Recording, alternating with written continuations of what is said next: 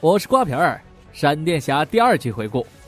Zoom 杀害了 Barry 的父亲亨利，在击败他之后 ，Barry 选择了穿越回去救下妈妈，也因此创立了新的时间线闪点。原本的时间线，Barry 和艾瑞斯感情刚刚升华，Barry 也决定闪点时间线重新追求艾瑞斯。电视中的新52新闻正在报道闪电小子与宿敌竞速者的对抗，Barry 第一时间追上了两人。闪电小子和竞速者的对抗已经进行了很长时间，Barry 根本不用担心这些，因为他不再是曾经的闪电侠。白天上班，晚上带着食物找到被 Barry 关押起来的斯旺。当初打败他之后， Barry 便拉着斯旺回到了闪点的16年后。这几个月斯旺哪里都去不了，但他知道 Barry 的所作所为会遭到时间的惩罚。Barry 却毫不在意，他现在每天和父母生活在一起，也不用去当闪电侠打击罪犯，这就是他一直想要的生活。斯旺只留下一句话：总有一天你会求着我杀你母亲第2次。又是照常的一天，闪点里的乔却是每天酗酒旷工，如旷课一样随性。为了不让乔被开除， Barry 只能偷偷把他送到警局，顺便替他整理了案件的资料。由于 Barry 的父母健在，也就不存在和乔一家的感情基础。好在 Barry 成功撩到了艾瑞斯，毕竟自己最了解他们。Barry 和艾瑞斯的第一次约会就出现了岔子，在闪点中的 Barry 出现了第一次记忆丧失，恰好闪电小子再次对抗起了竞速者，艾瑞斯找了个理由就溜走了， Barry 则借机赶到了现场。闪电小子过于自信和轻敌，被打出了大楼。 Barry 试图接住他，但并没有成功。好奇心驱使 Barry 摘下了昏迷中闪电小子的面具，闪电小子就是沃利。沃利把 Barry 带回了基地，艾瑞斯便是沃利的小帮手。沃利获得神速力的过程和 Barry 差不多，不过这些乔根本一无所知。Barry 打算靠自己的经验帮助沃利打败竞速者，在此之前他隐藏了自己是极速者的身份。不过艾瑞斯却想到了一个更佳人选，希斯科。实验室里，希斯科成为了全美首富，不但买下了星辰实验室改名为希斯科实验室，还插足商界政界，成为了人生赢家。闪电小子的制服就是希斯科帮忙打造的，不过身为富豪的他不想打击罪犯，命丢了可就没办法花完兜里仅存不多的几千亿美金。希斯科可以说是 Barry 最好的朋友，他最了解自己的朋友内心是什么样。就在 Barry 嘴遁的时候，曾经和希斯科的回忆也在慢慢消失。一天之内连续出现2次记忆丢失， Barry 问斯旺自己到底是发生了什么。这就是闪点的副作用，这个全新的时间线正在慢慢覆盖掉 Barry 曾经的世界。至于斯旺为什么没事，因为越使用神速力，记忆丢失的就越快。斯旺笑得像个狒狒。用不了多久 Barry 就会忘记自己是闪电侠，而闪点就会变成唯一的时间线，除非让斯旺杀死诺拉修正时间线。知道自己时间所剩不多了， Barry 决定不再隐藏，用最快的效率帮助沃利打败竞速者。他聚齐了所有人，包括眼科医生凯瑟琳。但是闪点这种事一般人根本理解不了，艾瑞斯是唯一一个相信 Barry 的人，因为他总是感觉自己的生活并不完整。凯瑟琳虽然是眼科医生，却拥有非同一般的大脑。他和素未谋面的希斯科一起找到了竞速者， Barry 和沃利一起赶了过去。沃利从不定制计划，只是盲目的依靠速度，像极了年轻的 Barry。 竞速者为了知己知彼摘下了面具，并且告诉他们自己的本名爱德华。沃利不管那么多，就是一个字儿，莽就完了。因为一瞬间的大意，爱德华用钢管刺穿了沃利。 Barry 想要救走沃利，就必须打败爱德华，毕竟是正宗闪电侠。 Barry 几乎是吊打了极速者。就在自己马上胜利的时候，自己关于闪电侠的记忆也在慢慢消失。爱德华抓住了时机，反打了 Barry 一波，并且跑出了2个巨大的龙卷风。艾瑞斯一语点醒梦中人，让 Barry 回忆起了自己是闪电侠，也顺利依靠反向奔跑驱散了龙卷风。爱德华假装投降，准备反杀 Barry， 一声枪响，乔击杀了爱德华。 Barry 不得不把一切告诉乔。沃利尽管有神速力护体，却没有快速治愈的能力。眼看着沃利正在慢慢的死去， Barry 决定修复一切。他带着自己最爱的女孩见了父母。这3个月的时间让 Barry 重新感受到了父母的温暖。可天下没有不散的宴席，走出家门后，父母的记忆也开始慢慢消失。 Barry 找到了斯旺，最终还是求他再次杀死母亲。这个决定很艰难，但不得不面对。斯旺再怎么绝情，还是选择了帮助 Barry， 当了一次真正的英雄。斯旺回到了自己被打败的时间线，抹除了闪电侠发生的一切。诺拉死后，斯旺把 Barry 送回到了原本的时间线，但他警告 Barry， 这个时间线也许并不完整。说完就离开了。 Barry 回到家，一把抱住了沃利，一切仿佛归于了平静。但就像斯旺说的，这个时间线并不完整。艾瑞斯和乔的感情如同陌生人，而这个世界线的爱德华也被一个叫做炼金术师的人拉出了平凡的生活。为此 Barry 只能去找费利西蒂，并且把所有的改变全都告诉了他。起初他还是照常的打击罪犯，速度依旧是他的代名词，一边打击罪犯一边嘴炮罪犯，变化就在这时发生了，希斯科变得沉默寡言，而且对 Barry 刻意疏远。艾瑞斯因为妈妈的死和乔老死不相往来，艾瑞斯对 Barry 也没有曾经的爱意。更奇葩的是 ，Barry 居然多了一个室友朱莉安。与其说是室友，倒不如说是宿敌。朱莉安对 Barry 是冷酷到底。有句话说得好，职场没有真朋友，而这仅仅是冰山一角。希斯科的哥哥丹提意外丧命，他曾求过 Barry 穿越时间救回哥哥， Barry 却一直都拒绝。他心里最清楚扰乱时间线的后果，就连绿箭侠团队都受到了影响，女儿变成了儿子，这将成为一个导火索。菲利西蒂只能安慰 Barry。晚上，爱德华跟随着炼金术师的声音找到了本尊，炼金术师把闪电的记忆和速度全部还给了爱德华。白天 ，Barry 照常工作，照常被朱莉安无情鄙视。他们正在解决一起连环案件，每个案件的现场都会留下一副皮囊。朱莉安喷走了 Barry 只能回实验室找点事干，也从凯瑟琳嘴里得知了希斯科疏远自己的原因。Barry 打算晚上请大家聚餐解决所有矛盾，于是 Barry 开始当起了双面间谍，给乔和艾瑞斯互相传话，速度快到没人察觉。就这样顺利到了晚餐时间，结果不但没有解决希斯科的心事，还激化了乔和艾瑞斯的矛盾。激素者卷土重来，打破了宁静。爱德华记得发生的所有事，包括闪点里的自己被枪杀。这次 Barry 没有那么轻松打败他了，两个极速者在城市急速飞驰，最终爱德华逃脱了 Barry 的追击。所有人都不知道这个新的极速者是谁，除了 Barry。朱莉安调查的人皮也正是爱德华退下的。艾瑞斯很快感觉到了不对劲儿， Barry 被艾瑞斯的追问戳中了痛处，扭头就打算穿越时空重新修复时间线，半路被杰拉出了神速力。自从杰和威尔斯一起走后，就得知了所有事儿。威尔斯把 Barry 的一切都告诉了他，目的就是为了让杰这个和亨利一模一样的男人管制 Barry。 杰告诉 Barry， 时间线并不是你这样修复的，时间线就像是一个杯子，破碎的杯子虽然可以按回去，但不管怎么努力都不会完好如初。他们不是控制生死的上帝，只不过是跑得很快的凡人。Barry 终于下定决心要把闪点的事告诉所有人，自己犯下的错误自己承担。但是闪点这种事一般人根本理解不了，他们只知道自己本应该拥有更好的生活，例如希斯科。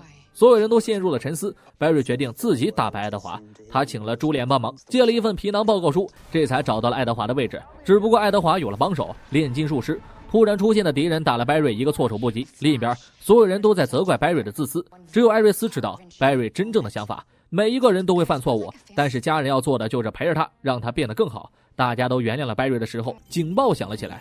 Barry 已经被打得遍体鳞伤，炼金术师告诉 Barry， 他要做的就是帮助别人获得他们应有的力量。爱德华拉起受伤的 Barry 一顿暴打，正准备用终结闪电小子的方式干掉 Barry， 希斯科直接传送过来，两个人混合双打，直接把爱德华送进了监狱。所有人的关系变得和睦了起来。一切步入正轨的时候，凯瑟琳也在悄无声息地变得冰冷。工作中的朱莉安照常对 Barry 充满疑心，但艾瑞斯却重拾了对 Barry 的爱。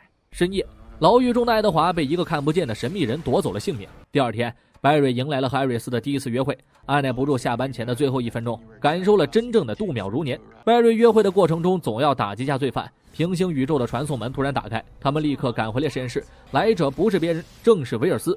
这次他带来了一个大麻烦，杰西变成了极速者，事情还要从第2季说起。为了给 Barry 拿回速度，威尔斯重现了粒子加速器的爆炸，爆炸过程中杰西、沃利双双倒地。Barry 回归后只是一个触碰就用神速力唤醒了杰西，这是杰西变成极速者的原因。最难受的就是沃利，从小就享受速度，本来在闪点里自己才是闪电侠，现在就连自己的朋友杰西都变成了极速者。威尔斯回归后立马感觉到不对劲儿了。首先大家要了解一件事儿，在闪电侠的世界里，穿越时空只会影响自己的宇宙，平行宇宙依旧照常运行。众所周知，威尔斯是最讨厌扰乱时间线的男人，对着 Barry 口吐芬芳，解了一口气。正经事儿是帮助杰西，杰西刚刚获得速度几天，就已经超越了 Barry 当初最快的速度。只有沃利很失望很伤心。警局接了一个案子，名叫弗兰奇的小女孩被指控伤害了养父，现场留下的证据根本和一个小女孩毫无关联，因为那需要177吨的拉伸力强度才能实现。朱莉安对此也摸不着头绪，弗兰奇想不起当晚发生的事情，朱莉安却觉得这个小女孩有些蹊跷。此时的威尔斯还在为女儿的事发愁，他假装自己在忙，试图让别人感觉自己很冷静。被希斯科戳穿之后，威尔斯好像疯了一样，他的目的就让朋友们劝劝杰西，结果大家反而很高兴，但乔的心里却乐开了花。自己的儿子幸亏没有变成极速者，否则疯掉的人可能是自己。朱莉安提取了弗兰奇的 DNA， 他发现居然和爱德华蜕皮上的 DNA 吻合，他越来越坚信弗兰奇是变种人，第一时间去证实自己的猜测。和他想的一样，弗兰奇拥有控制金属的力量，那177吨的金属就是他干的。白瑞救了朱莉后立马追了上去。弗兰奇自称万磁女，他袭击了警车，拖延了闪电侠，才得以逃脱。弗兰奇的养父拥有暴力倾向，每天除了打弗兰奇就是暴打弗兰奇的妈妈。白瑞在对峙的时候察觉了弗兰奇内心的挣扎，他们确定这件事和炼金术师脱不了干系。杰西想要帮忙抓住弗兰奇，威尔斯却不想让女儿随时处于一个危险状态，两个人不欢而散。沃利追上去想安慰杰西，他做梦都想成为极速者。沃利问杰西神速力是怎么被激活的，兴许自己也可以。得知一切后，沃利就打算用这招激活自己的速度，结果差点被撞死。反过来变成了杰西安慰他。白瑞和乔对此表示愤怒，作为老大哥，白瑞痛斥了沃利，这也是为了沃利的安全着想。隔壁的威尔斯和杰西也大吵一架，凯瑟琳告诉威尔斯该换一种教育方法。两个刚刚吵完架的人在一起担心，一个担心女儿，一个担心弟弟，这两个人反而更像基友。晚上，艾瑞斯在医院找到了弗兰奇的养父，本想劝他以后好好对弗兰奇，却发现眼前这个男人才是万恶之源，没有他的暴力就不可能有现在的弗兰奇。此时的弗兰奇端起艘游轮，准备砸了医院，彻底把养父送上西天。艾瑞斯赶紧call了白瑞，白瑞一直相信弗兰奇有善良的一面，但眼下他必须阻止游轮。威尔斯让白瑞以八字形奔跑，产生的气流可以推起游轮，但这样并不是长久之计。白瑞总不能一辈子在上面奔跑。威尔斯终于下定决心让女儿去帮忙，出自于父爱，也出自于信任。临走之前说了那句必胜台词 Now run, Jesse. Run. 有了杰西帮忙阻止轮船，白瑞就腾出时间去劝说弗兰奇。他一直相信这个小女孩本性善良，也让弗兰奇不要被恶棍养父毁了后半生。弗兰奇善良的一面被白瑞唤醒，他把游轮送回了大海，扑进闪电侠怀里哭了起来。养父已经受到了法律的制裁。弗兰奇回忆起自己找到炼金术师的画面，起初一直在做梦，梦到自己拥有了超能力，最终炼金术师诱导出了他邪恶的一面。凯瑟琳给弗兰奇找了一个和蔼的家庭，威尔斯对女儿的表现十分满意，自己也确实应该改变自己严父的样子了，并且给女儿一套全新的制服，改造了伊丽莎蒸发时留下的战衣。爱德华死在监狱的监控很快发到了警局，但画面只显示一道白光夺走了爱德华的性命。但这个人显然不是炼金术师。3年前，粒子加速器爆炸的前夕，有一对罪犯夫妇为斯纳特效力，但斯纳特眼里只有利益，况且这对夫妇企图造反，斯纳特顺理成章地打算杀人灭口。就在这时，加速器发生了爆炸，斯纳特及时开溜，剩下的2人就没有好果子吃了。山姆被困在镜子里3年，到如今再逃了出来，自己也成为了变种人。对他来说，仅仅过了几分钟，出来的第一件事就是找斯纳特复仇。白瑞这边还在继续研究监控的录像，凶手显然不是炼金术师。杰西也开始在白瑞的带领下训练自己。威尔斯对白瑞是100个放心，女儿交给他心里踏实。杰西慢慢掌握了自己的神速力，和沃利也擦出了一点爱情的火花，就连乔也有了爱慕的对象塞西尔。被山姆暴打的头目报了警，白瑞这才知道斯纳特无形之中又惹了麻烦。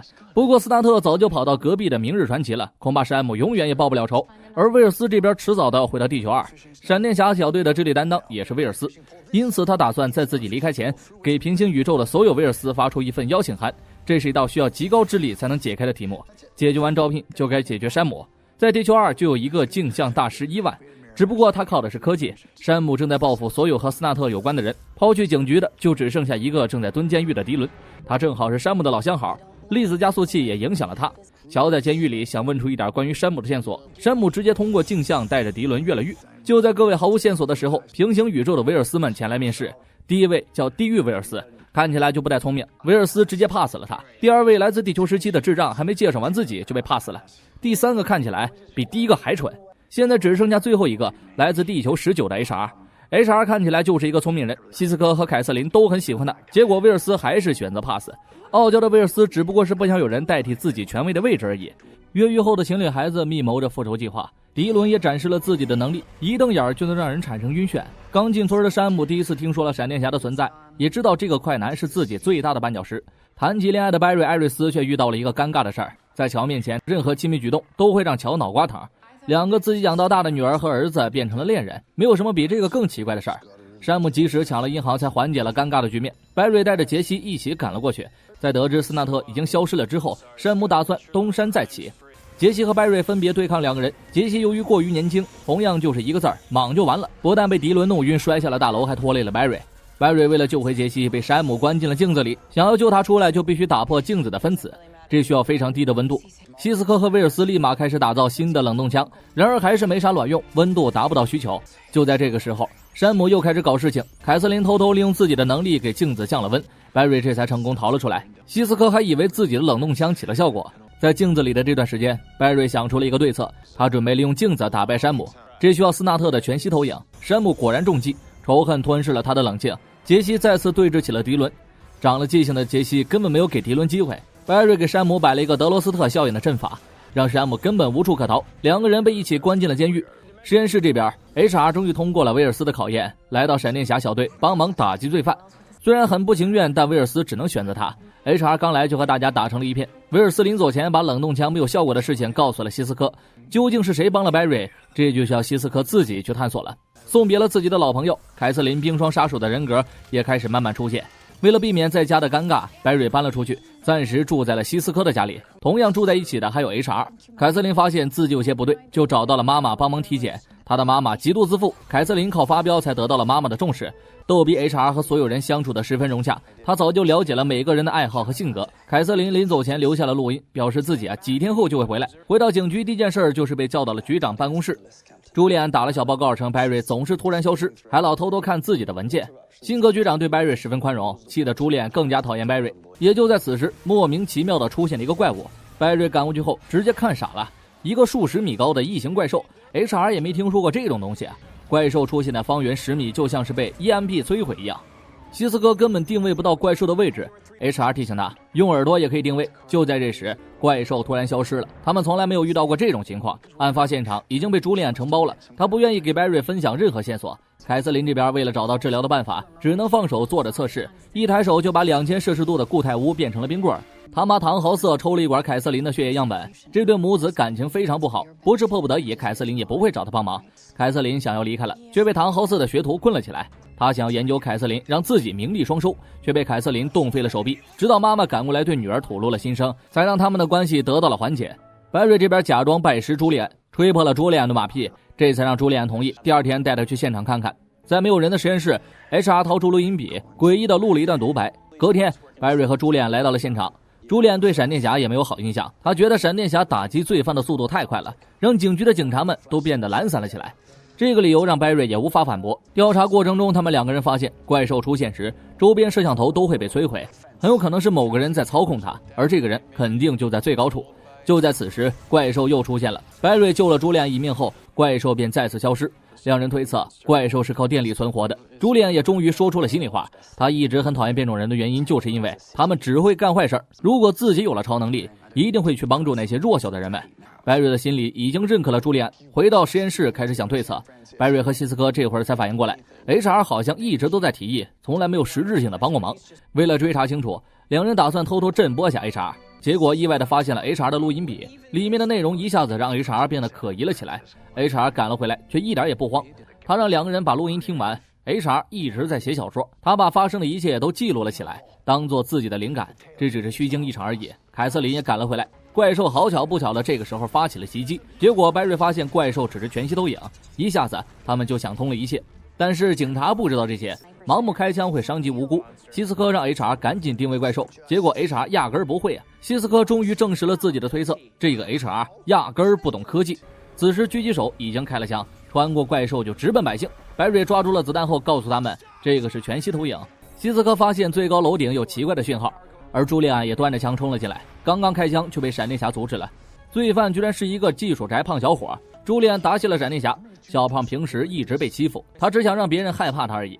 乔安慰了他，毕竟自己做的事情要自己承担。 HR 狗屁不懂，让大家开始懵逼。他表示自己的工作叫灵感来源，威尔斯的谜题也不是他解开的，他的作用就是给所有人启发。白瑞打算给他几个星期的时间，如果没啥卵用的话，就只能送他回地球19了。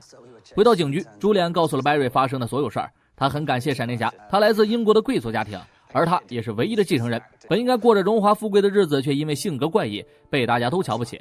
他来当警察就是为了证明自己不是疯子。白瑞也把自己的遭遇说给了他听，两个人的关系也慢慢变成了朋友。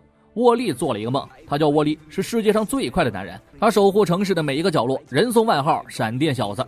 乔以为儿子脑袋有泡，中二病犯了。当他听说沃利已经做了很多天同样的梦，乔心里升起了一股不好的预感。朱利安又发现了另一个皮囊，乔赶紧把沃利的事情告诉了白瑞。一听闪电小子的名号，白瑞知道要出事儿了。他把闪电里的事情告诉了沃利。这件事儿白瑞以前从未提过，闪电里的沃利几乎丧命，没有人想让这件事降临到沃利头上，感觉大家都不信任自己，沃利选择了离开。当晚出现了一个影子杀手，杀人于无形之中。在现场，朱莉安和 Barry 什么也调查不出来。实验室这边 HR 想到了一个让自己出去玩耍的办法。在地球仪，威尔斯的脸可以说是警察的头号悬赏，但 HR 有一个好东西帮助他易容，这项科技地球仪压根没有。希斯科调取了昨晚影子杀手的监控， HR 的星球有个同样的罪犯，他们通过高频振动制造出了影子幻象，只要想个办法让他变慢就可以抓住他。在此期间，凯瑟琳一直隐瞒了自己的能力，并且偷走了希斯科的意志手铐。另一边，沃利玩了几天消失后终于出现，他只想给乔报个平安。乔也意识到自己是不可能阻止儿子了，只能想办法让沃利别变成坏蛋就行了。突然，炼金术师的声音入侵了沃利的大脑，闪电小子的记忆开始慢慢浮现。而凯瑟琳终于告诉了希斯科真相，他正在慢慢变成冰霜杀手。因为糖和色已经帮不了凯瑟琳，凯瑟琳想让希斯科震波自己的未来，看看自己是不是变成了恶棍。可希斯科只看到了自己在和冰霜杀手对拼。为了不让凯瑟琳担心希斯科隐瞒了真相，沃利苏醒之后把看到的都告诉了 Barry， 这正是闪电里发生的一切。看来沃利获得速度指日可待了。 HR 建议把沃利关进超能监狱，这样炼金术师就没有机会伤害他了。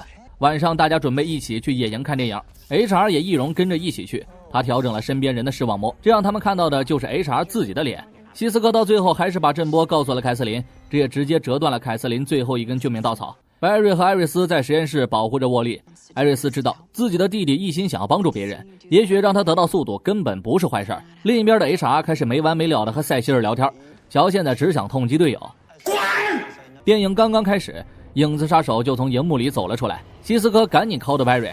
在超能监狱的沃利依然能够听见炼金术师的声音，这个声音折磨着沃利的神经。炼金术师已经开始呼唤沃利。Barry 这边赶到了影子杀手面前，因为太黑 Barry 根本抓不住他。希斯科点亮了周边所有能量的灯，影子杀手像泄了气一样瘫软在地上，被 Barry 铐上了意志手铐。此时的沃利痛苦的满地打滚，艾瑞斯迫不得已把弟弟放了出来。沃利着了魔一样准备去找炼金术师，结果被艾瑞斯一拳打昏过去，送回了超能监狱。事态变得越来越严重， HR 认为影子杀手是炼金术师派来的，哪有这么巧？沃利被呼唤， Barry 正好被支开，警局找到了6个皮囊，抛去竞速者、万磁女和影子杀手，还有3个变种人没有出现。希斯科在最不好的时机说出了凯瑟琳的秘密，他本想让所有人一起帮忙，却让凯瑟琳变得异常情绪化。Barry 当起了老好人去安慰凯瑟琳，凯瑟琳对 Barry 从来都是掏心掏肺。Barry 知道这都是因为闪点的发生。沃利醒了过来，他想出了抓住炼金术师的办法，反正自己正在被呼唤，不如利用自己抓住炼金术师。乔集结了警局最精英的团队，全军出击，跟随着沃利前去炼金术师的据点。沃利假装投靠炼金术师，分了心。警察和 Barry 一起冲进去制服了信徒。Barry 被炼金术师手上的石头打得起不了身，乔趁机一枪打掉了石头。炼金术师正要被活捉，一道连 Barry 都看不见的白光瞬间杀死了所有警察。在 Barry 眼里是白光，普通人却什么都看不见。Barry 被神秘人碾压着打，沃利却在此时不受控制地触碰了石头，也导致自己变成了残茧。而这道神秘的白光瞬间抓住了 Barry。普通人看来 Barry 是被凭空控制住，而 Barry 眼前却是自称速度之神的人萨维塔。果然是每一季都会出现一个比世界上最快的男人还快的男人。Barry 立刻让乔开枪，炼金术师趁机逃了出去。萨维塔捏着 Barry 的头出去兜了兜风。在 Barry 的眼里，萨维塔如同瞬移一般，也是目前出现的唯一一个白色闪电的急速者。Barry 试图反击，却像婴儿一样被蹂躏。萨维塔告诉 Barry 自己是未来的闪电侠。希斯科带着凯瑟琳传送了出去。为了救 Barry， 凯瑟琳破例使用了超能力，沃利躺在残茧里没有了动静。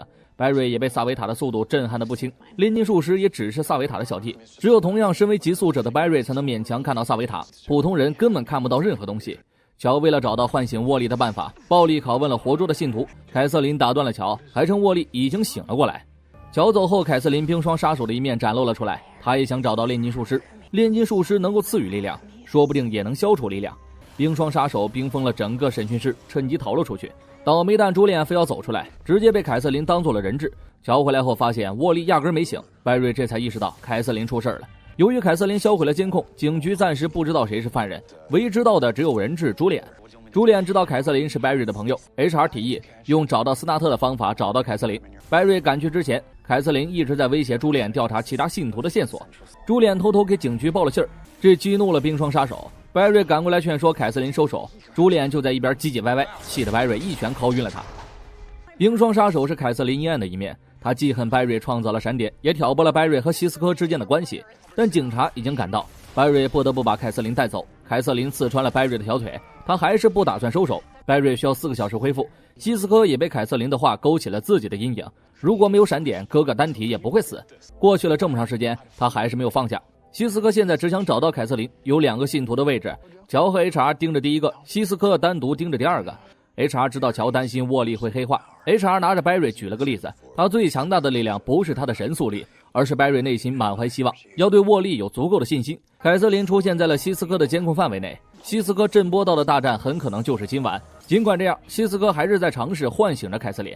Barry 恢复后跑去帮忙，被凯瑟琳来了一手打出溜滑。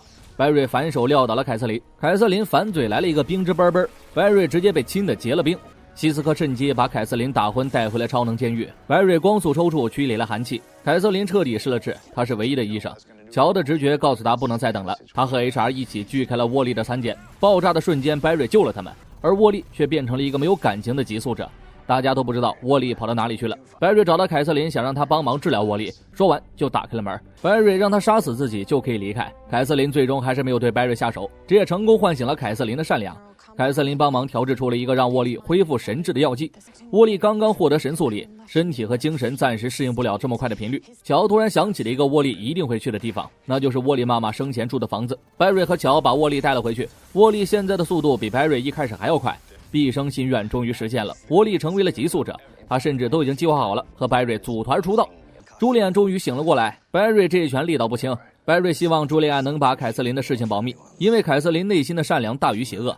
白瑞这个抉择，朱莉安也发现白瑞不适合当警察。最终，白瑞用辞职的代价换来了凯瑟琳的平安。深夜，萨维塔找上了朱莉安，因为朱莉安就是炼金术师，而他却一直在逃避。沃利还是无止境的训练，只不过是乔·海瑞斯捆绑他的借口。他们不相信沃利有能力打击罪犯。凯瑟琳和希斯科的想法却是截然不同。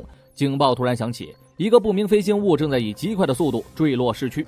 白瑞冲了过去，发现一艘飞船，上面下来了一群外星人。天眼会第一时间封锁了现场。莱拉对这群外星人早有耳闻，他告诉白瑞，这群外星人叫支配者。1951年他们就降临过地球，和人类部队展开了大战，后来不明原因的离开了地球。时至今日，他们卷土重来。莱拉告诉白瑞，不要插手这件事儿，这不是闪电侠一个人能解决的麻烦。白瑞却并不准备袖手旁观，他跑到星城找到了奥利弗，把支配者的讯息全部都告诉了奥利弗。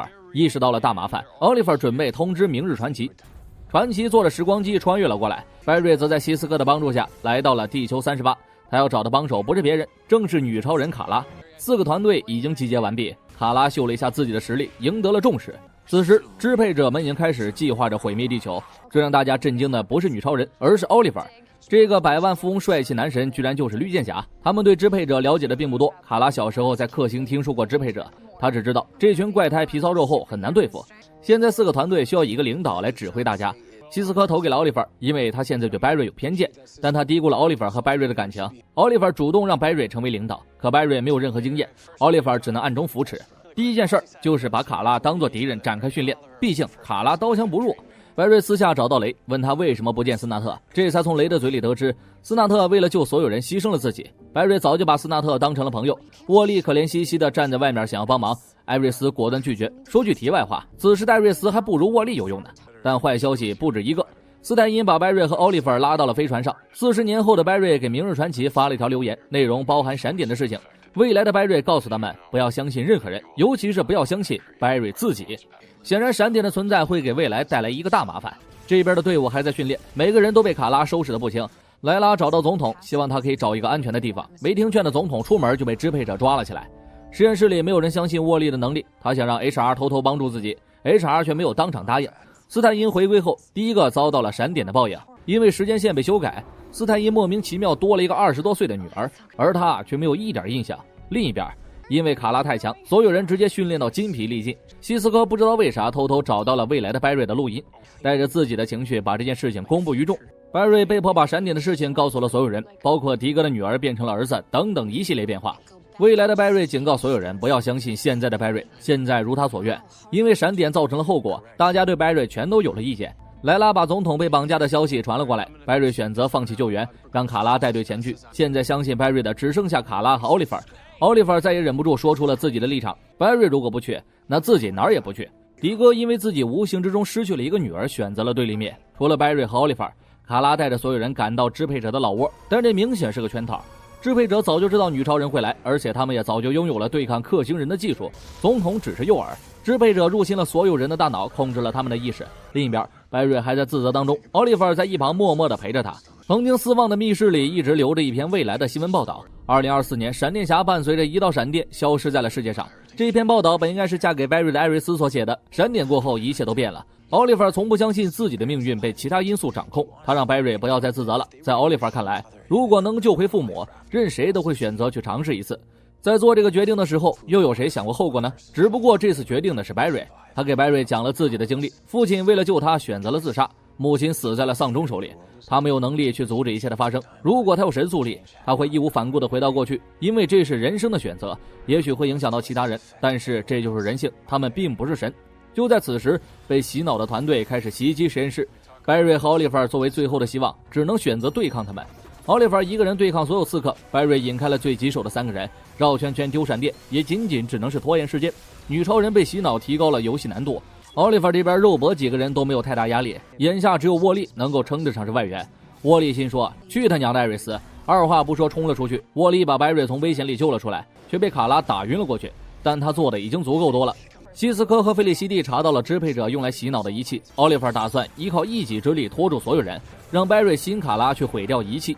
奥利弗的剑已经所剩不多，还要保护受伤的沃利。弓箭手被逼无奈玩起了近战。俗话说得好，自古工兵多挂逼。奥利弗面对3个人也不落下风。此时的拜瑞已经一落把卡拉带到了仪器面前，在卡拉冲刺一瞬间，光速抽搐，躲过了攻击，仪器也被卡拉一头撞烂。伴随着仪器的摧毁，所有人才清醒了过来。奥利弗可算松了一口气。沃利虽然被打得鼻青脸肿，但 HR 把他当做了最大的潜力股，决定偷偷帮助沃利。这次拜瑞证明了自己能够被信任，团队对他重拾了希望。还没多说，一个个就被吸进了支配者的飞船。拜瑞全力冲刺也没有拉回奥利弗，奥利弗他们被带到了支配者的飞船上。希斯科通过震波奥利弗的弓箭看到了他们的位置。在梦境里，奥利弗的家人全部都健在，但奥利弗总是感觉很不真实，他并不知道自己的处境。当他发现真相的时候，遭到了丧钟的阻挠。一起被抓来的西亚几个人也逐渐记起了所有事儿。打败丧钟之后，奥利弗叫来了所有人。想要走出幻境并不容易，奥利弗必须放弃这些美好的生活。走出幻境前，奥利弗看到了一生所有重要的人。奥利弗怀揣着最后一丝希望醒了过来，但他们光是醒过来还不够，想要从外太空回到地球更难。但闪电侠和绿箭侠小队已经破译了支配者的信息，定位到了奥利弗的位置。此时，奥利弗扛起了他娘的意大利炮打头阵，他们抢走了一艘飞船。西亚随手一摸，启动了飞船，直奔地球飞去。支配者大军也追杀过来，传奇的时空飞船根据定位找到了他们，将他们带回了地球。在飞船上的时候，雷意外听到了支配者的交流，虽然听不懂，但他记住了对话。吉迪恩帮忙翻译了大致的意思，支配者的终极武器已经准备就绪，而且他们已经直奔地球而去，企图一举毁灭地球。4个团队重新集结了起来，传奇打算穿越到1951年，活捉一个支配者问个明白，互相绑架以示尊敬。拜瑞和奥利弗留在地球守护，奥利弗找卡拉 talk 了一下，有过一次被洗脑的经验，他就不想让卡拉轻易出手。奥利弗必须做好对付每一个人的准备，包括女超人，这点像极了老爷。希斯科和菲利西蒂跟着一起来到了1951年，由钢铁公民带队，他们赶到了1951年的战场，在大战结束后活捉了一个落单的支配者，但有关部门立马赶了过来，不分青红皂白就偷袭了他们。飞船上，希斯科和菲利西蒂目睹了一切，2个技术宅扛起了他娘的意大利炮就追了过去。钢铁公民和支配者关在了一起，通过交流，他们发现支配者并没有恶意，他们只是来确保地球上的变种人会不会对宇宙的平衡造成破坏。地球上，总统被抓后，紧接着上任了一位新总统，而他第一件事就是约见了绿箭下所有人，但这也只是一个圈套。这个男人就是1951年活捉支配者的有关部门老大，也是一切的导火索。在开火之前，奥利弗让拜瑞速战速决，子弹射出瞬间，拜瑞闪身而去，放倒了所有人，用枪对付他们是最错误的选择。65年前，老头活捉了支配者，也知道了他们的目的是变种人。外星人入侵这件事儿全部都赖在了变种人身上，所以老头准备斩草除根。1951年，希斯科和菲利西蒂救出了所有人，而且他们还打算把支配者一起救出来。送走了支配者之后，希斯科偷了他的一个外星手机。时间回到现在，老头把一切起源告诉了所有人。支配者所做的一切其实都是因为拜瑞，而他们也早就知道拜瑞是闪电侠。拜瑞创造了闪点，篡改了历史，对支配者来说这就是威胁。支配者一直没有重回地球，直到闪点发生了，拜瑞破坏了这份和平，而支配者休战的唯一条件就是交出拜瑞，这是拜瑞拯救世界的唯一办法。希斯科他们回到了2016年，回来后，支配者就通过外星手机发来了讯息。自打他们救走了支配者之后，历史就发生了微妙的改变。被救走的支配者成为了他们的领袖。为了报答救命之恩，他给了人类一个选择：交出拜瑞就放过地球，否则的话就会有终极武器给地球受个脸。此时，支配者的终极武器已经遍布全球。希斯科震波到了外星手机，想要和他们谈个条件，却得知拜瑞并不是唯一的罪人。1951年做出决定的是希斯科，是他选择了救走支配者。如今他同样成为了扰乱时间线的罪人。实验室这边，斯泰因·凯瑟琳以及斯泰因素未谋面的女儿正在研究对策。起初，斯泰因对这个莫名其妙出现的女儿很陌生，一同研究的过程也慢慢接受了她，毕竟她是自己的骨肉。白瑞也下定决心要去自首，牺牲自己去拯救世界。奥利弗带头否决，白瑞只不过是所有变种人的代表，并不能证明白瑞犯的错无法弥补，他绝对不会让自己的小老弟替整个地球去挨揍的。希斯科同样这么认为，战争已经开始了，一发导弹直奔中心城袭来。斯泰因把抑制支配者的芯片也送了过来，白瑞必须和卡拉用最快的速度把芯片放到全世界所有支配者的身上。在此之前，他们要和奥利弗并肩作战。希斯科和萨拉想办法拖住炸弹，火风暴则靠自己吸收了炸弹的所有能量。其余的人清理着地面的支配者。奥利弗从一开始对卡拉的不信任，到最后两人互相帮助。白瑞和卡拉已经把芯片安装完毕，费利西蒂按下了按钮，所有支配者像被淹了一样满地打滚，被迫滚出了地球。政府为了答谢这些英雄，对全世界公开表示感谢，大家都在庆功。只有雷感觉卡拉像是自己失散多年的表姐。奥利弗对卡拉的顾虑也不复存在，三个人和拜瑞团团抱在了一块儿。希斯科给卡拉打造了一个开启传送门的装置，这样只要一个讯号就能把女超人送来地球仪。而那个罪魁祸首的老头虽然没有受到很大的惩罚，但卡拉给了总统一个建议，一个电话把老头送到了非洲。变种人的生活就是这样朴实无华且枯燥。拜瑞遇到了比自己还快的男人萨维塔，沃利也成为了极速者，而朱莉安就是一直在搞事情的炼金术师。事情要从4年前说起。朱莉安为了给家族证明自己不是疯子，只身一人带领团队来到了印度。他终于找到了那个引领自己的声音。在地下深处，朱莉安找到了一个盒子，那个声音诱导朱莉安打开盒子。自那4年后，朱莉安都以炼金术师的身份做着坏事儿。白瑞这边已经知道萨维塔的名字源于印度的速度之神，他们发现一篇论文，里面讲述了一枚来自印度的石头可以赋予人的超能力，和炼金术师手上的很像。而这篇论文的作者就是朱莉安。白瑞找到朱莉安，想要得到更多的答案。朱莉安说，这枚魔法石遗失了很多年，他痴迷于寻找这个宝物，甚至拿出了大笔家族遗产资助寻宝之旅，这也是家族排斥他的原因。但他告诉白瑞，自己从未找到过。说到这儿，朱莉安就准备轰走白瑞。白瑞说出了萨维塔的名字，一下子把朱莉安拉回了现实。他劝白瑞不要过度研究萨维塔，萨维塔是世界上第一个极速者。说完，彻底轰走了白瑞。地球3，杰正在抓捕魔术师。白瑞赶来收拾了魔术师后，请杰回去帮忙。萨维塔他一个人没有办法解决。某种意义上，白瑞已经把杰当做了自己的父亲。杰听说过萨维塔，他是第一个获得神速力的人，而他袭击的地球也不止一个。杰告诉白瑞，萨维塔最终的目的是和你决一死战，其他的全部都是铺垫。另一边，HR 正在严格训练着沃利，沃利的速度已经比白瑞都快了。白瑞太难了，我太难了。老铁，最近我压力很大。HR 强烈要求保密这件事儿，让乔知道了，两人都没有好果子吃。白瑞和杰依旧在调查萨维塔。这个世界上没有任何关于萨维塔的文章。杰希望白瑞放慢脚步，因为这是他们的圣诞节。艾瑞斯查阅了所有关于魔法石的新闻，他发现朱莉安带领的团队进入地下室后无一生还，只有朱莉安还活着。这件事儿他没有对白瑞提及。白瑞意识到朱莉安在骗人，他和炼金术师一定有关系。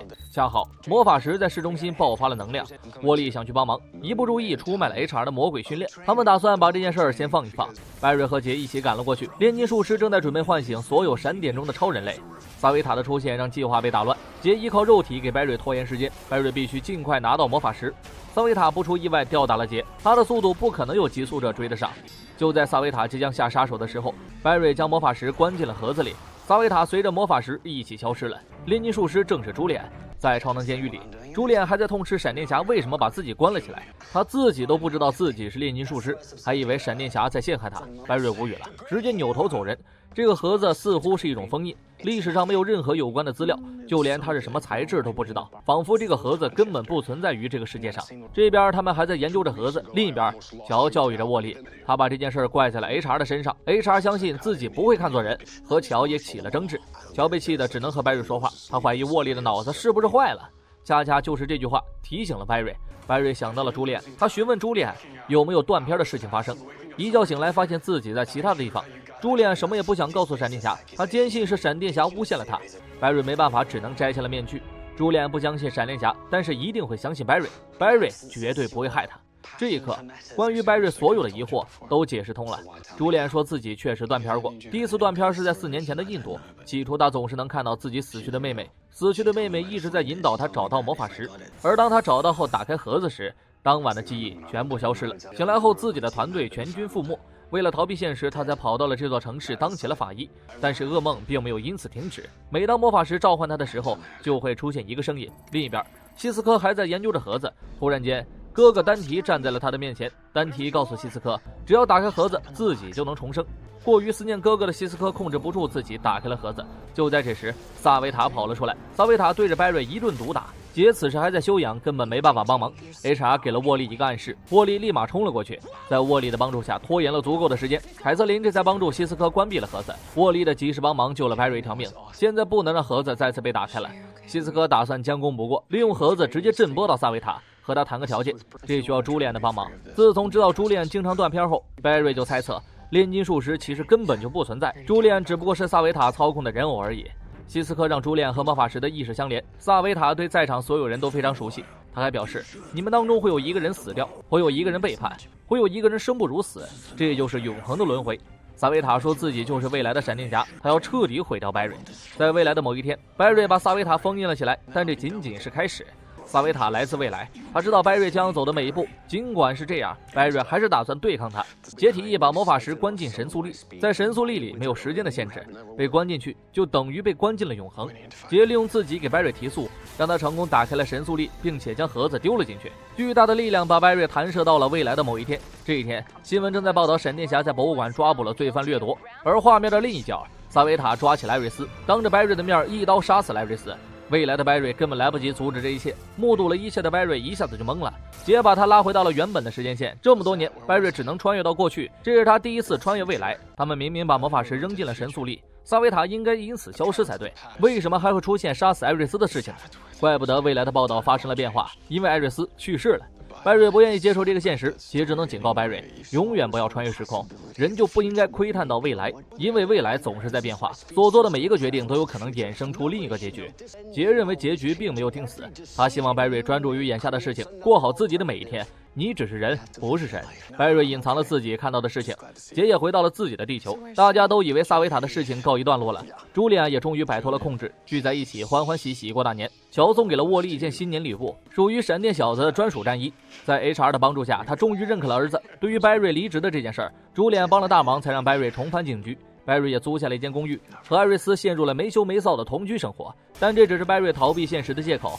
萨维塔杀死艾瑞斯的场景历历在目，白瑞在实战里教导沃利技巧。两个闪电侠的出现让城市的和平更加稳定，沃利也终于可以名正言顺地帮助其他人了。萨维塔消失之后，所有人也可以安心规划其他的事情。HR 第一件事就是打算让星辰实验室重见光明，他找来了投资，重建了实验室。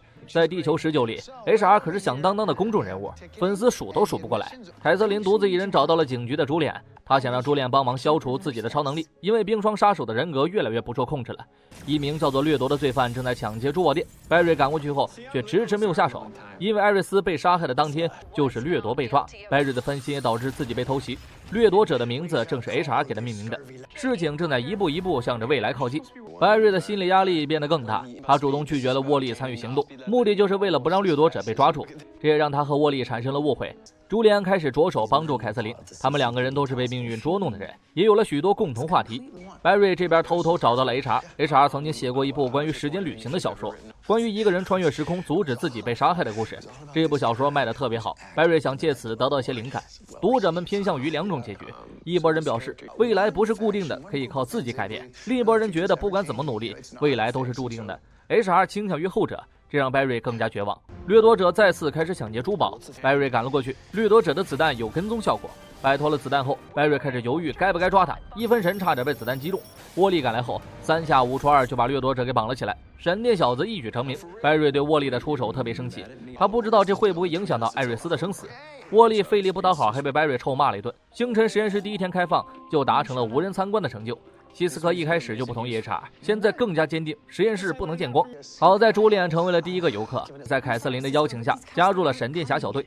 大家都走后，白瑞把艾瑞斯带到了密室，看着未来的报道，白瑞把未来的事情告诉了艾瑞斯。萨维塔早就说过会有人注定死亡，艾瑞斯的死似乎已成定局，更难接受的人是他自己，靠他们2个人根本不可能改变未来，这件事情必须告诉所有人，除了乔。沃利和 HR 都认为乔有权利知道，坦白所有事后也化解了和沃利的误会。HR 说出了自己的看法，他认为时间线就像是多米诺，一环扣一环，如果非要改变未来，就必须改变其中最关键的一环，这需要知道未来将发生的所有事儿。希斯科带着白瑞震波到了未来，在新闻报道上他们得到了几个关键信息：闪电侠在博物馆抓住了掠夺者，冰霜杀手依旧逍遥法外，星辰实验室彻底倒闭，成群的大猩猩袭击城市。而白瑞发现这次的未来和之前相比发生了微妙的变化，这次的现场 HR 也参与了进来。白瑞坦白之后，未来已经发生了改变，多米诺的效应也许真的可以改变未来。此时沃利带来了一个坏消息，掠夺者越狱了。在未来的报道上，白瑞知道自己会在博物馆抓住掠夺者，不过这次白瑞打算让沃利去抓他，这是改变未来的第一步。为了救姐姐，沃利全速冲刺，闪电小子的粉丝因此大涨，迈出了第一步。白瑞有信心改变未来。实验室这边在希斯科的帮助下成功开放，迎来了无数的科技爱好者，事情开始朝着好的方向发展。朱脸帮忙研制出了一个项链，可以代替耗电巨大的意志手铐，大家举杯庆祝时，另一个拥有多元能力的超人类来到了地球1。 HR 照常记录着自己的小说，在小说里自己就是主宰，大家正在解决着城市里的混乱。这也是朱脸加入后的第一个任务。闪电兄弟2人把罪犯安排得妥妥的，闪电小子的粉丝也逐渐赶超了闪电侠。作为老大哥，白瑞高兴得不得了。希斯科用乐高还原了萨维塔刺杀事件的现场，如果白瑞想要在萨维塔出手之前阻止他，就必须要比自己巅峰速度还要快。朱脸精确计算了白瑞曾经的数据，得出结论，压根儿不可能。此时传送来地球1的吉普赛通过硬币震波到了 HR， 还打伤了2名警卫。白瑞在案发现场看不到任何凶器，通过监控，希斯科才发现这个新罪犯和自己拥有同样的能力，而吉普赛此时已经来到了实验室。HR 对他再熟悉不过了，这个人是多元宇宙的回收者，专门抓捕违法穿越平行宇宙的人。希斯科对他一见钟情，刚见面就想和他约会。希斯科远不是吉普赛的对手，就连沃利也在他面前都吃了瘪。吉普赛的目的很简单，把 HR 带回去，然后处死就完事儿了。他给 HR 1个小时善后， HR 微笑面对死亡，已经开始打包行李，计划着买棺材了。但是未来对抗萨维塔的 HR 也在场，说明白瑞他们打败了吉普赛。白瑞和希斯科绝对不会让自己的朋友回去被处以死刑。希斯科主动站了出来，他要挑战吉普赛对 HR 的控制权，他们拥有同样的能力，而且根据地球19的法律，希斯科有权申请决斗，失败者将会被当场处死。按照惯例，吉普赛给了希斯科24小时准备，装完逼希斯科就后悔了，他怀疑自己是在送上人头，就连 HR 都赌吉普赛赢。朱利安直接安排凯瑟琳这个唯一的医生给希斯科准备后事。为了唯一一个没有干过坏事的威尔斯，希斯科决定拼一拼。24小时内，希斯科必须临阵磨枪，但是效果一般。HR 已经看不下去了，他和白瑞偷摸着商量，提前摆平吉普赛。2个人引出了吉普赛，白瑞还没出手就被吉普赛给打败了。吉普赛一怒之下直接把 HR 活捉了。事情走到了这种地步，只能依靠希斯科一个人。他不知道白瑞是如何承受这般压力的。闪电侠经历的一切远比希斯科要艰难。白瑞说自己也曾害怕过，但是有你们陪着，我才扛了过来。朱脸带来了一个好消息，他反复观察吉普赛的操作。朱脸发现吉普赛在开启传送门时双脚会离地，希斯科只要抓住这一瞬间的重心不稳，就可以打败他。另一边，艾瑞斯因为知道了自己的未来，所以想要多做善事，还把沃利拉下了水。2个人指导了军火商的老巢，艾瑞斯还差点原地去世。这件事让乔暴怒，警方辛苦布下的埋伏就这么被2个人给搅和了。虽然抓住了龙头，但是姐弟俩以身犯险本来就是错误的事儿。沃利果断把艾瑞斯差点去世的事儿告诉了乔。白瑞打了个圆场，艾瑞斯害怕自己死的毫无价值，所以想要多做一些正确的事。这边还没解决完，24小时期限就到了。希斯科全副武装来到了约架地点，吉普赛不多逼逼，直接开打，拉着希斯科在多元宇宙里边旅游了一圈，一会儿来到了地球2，一会儿又跑到了女超人的宇宙。2个人越打就越暧昧。希斯科抓住了吉普赛失去重心的一瞬间打倒了他，但希斯科并没有处死他。朱利安安慰大家说，也许是吉普赛今天状态不好吧。白瑞和凯瑟琳的笑容都凝固了。赢了吉普赛之后，希斯科还不忘暗示他自己是单身。虽然 HR 捡回了一条命，但是根据法律，吉普赛必须回去告诉所有人 HR 已经死了，这就意味着 HR 再也不能回到地球19，地球1将是他唯一的家。希斯科深深爱上了这个女人，吉普赛的欲擒故纵让他按耐不住自己闷骚的心。也许曾经有过欺骗，有过背叛，但是威尔斯的存在对希斯科有着更大的意义。HR 感谢朋友们的出手相助，他也表示自己会在危急时刻替朋友挺身而出。晚上白瑞偷摸地训练着沃利。白瑞认为沃利才是拯救艾瑞斯的关键，闪电小子才有实力打败萨维塔。哥俩一大清早就开始赛跑，沃利的成长速度极快，现在就已经和白瑞不分上下。他缺少的只是经验。一声令下，两道闪电急速飞驰，小伙伴们不约而同地下起了赌注。白瑞全程都没有甩开沃利，临近终点使出一招穿墙术，这才赢下了没有任何技巧的沃利。尽管这样，白瑞也已经十分满意了。照这样下去，用不了多久，沃利就能对抗萨维塔。训练完，白瑞重新投入了工作当中。